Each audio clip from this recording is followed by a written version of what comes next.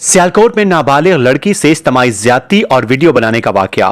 DPO Sialkot के notice पर 3 मुल्जमान गिरफ्तार, बाकी की गिरफ्तारी के लिए छापे जारी। Report bureau chief Mohammad Irfan और आप देख रहे हैं आज तक की वीडियोस देखने के लिए हमारा चैनल सब्सक्राइब कीजिए और बेल आइकन को क्लिक कीजिए ताकि आप हमारी आने वाली वीडियो से बाखबर रह सकें।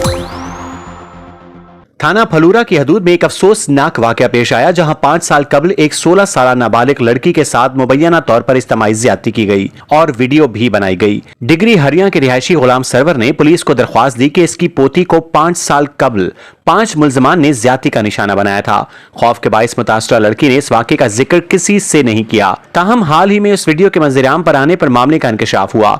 डीपीओ सियालकोट फैसल शहजाद ने वाकये का फौरी नोटिस लेते हुए एसडीपीओ पसरूर की सरबराही में खुसूसी टीम तश्कील दी।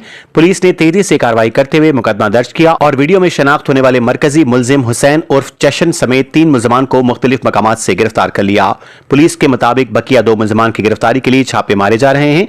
डीपीओ फैसल शहजाद ने कहा कि ऐसे घिनौने जराइम में मुलविस अनासिर किसी रियायत के मुस्तहिक नहीं। मुल्जमान को कानून के मुताबिक सख्त से सख्त सजा दिलाई जाएगी, जबकि मुतासरा बच्ची को हर सूरत इंसाफ फराहम किया जाएगा। उन्होंने मजीद कहा कि सियालकोट पुलिस वजीर आला पंजाब मोहतरमा मरियम नवाज शरीफ के विजन के मुताबिक खवातीन और बच्चों के खिलाफ जराइम पर जीरो टॉलरेंस पॉलिसी पर सख्ती से अमल पैरा है और ऐसे वाकयात की रोकथाम के लिए तमाम वसाइल बुरुकार लाए जा रहे हैं। सियालकोट पुलिस की बरवक्त कार्रवाई मुतासरीन के लिए उम्मीद की एक किरण है।